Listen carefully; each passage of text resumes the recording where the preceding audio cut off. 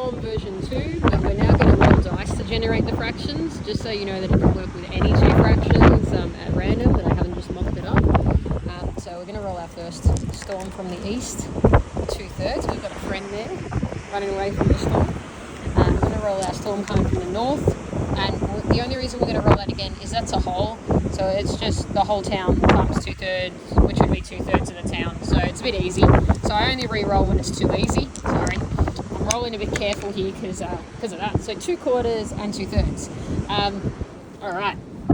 Just to make it even harder, I'm going to go 2/6 or just re-roll this because I want it to be harder. I know I said I don't mock it up, but I do mock it up when it's too easy. So 2/5 versus 2/3. So 2/5 of the storm is coming from the north. So 2/5 of the storm's from the north. 2/3 from the east. Excuse, these pens have been through a lot. They're currently beating the storm, so they got watered out a bit. And now, how much of the town's going to get hit by both storms and then be at real risk of an emergency situation happening to it? So let's draw the 2/5 first. So we've got our town grid here, or our map of the town. We're going to try to draw fifths. They're going to be a little bit smaller than quarters, or that's going to be too small. Let's try that one again. Okay, not bad, not great. So 2/5.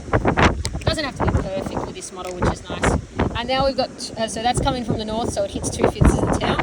And now we've got 2/3 coming from the east. So we're going to now break this into thirds. That should be a bit easier. If the pen works, we might need to change to a blue.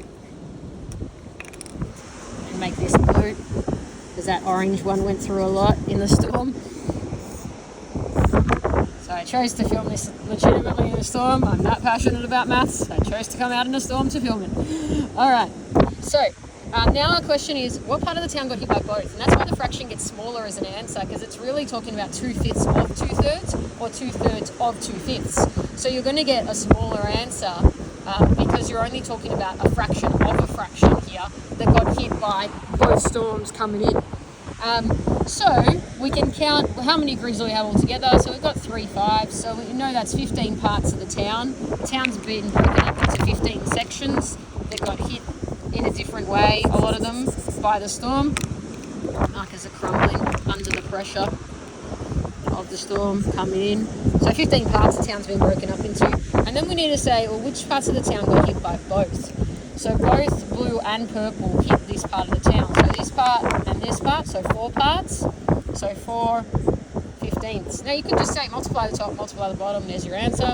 But you really want to understand why that's working, and the area model is a great way to show how the storm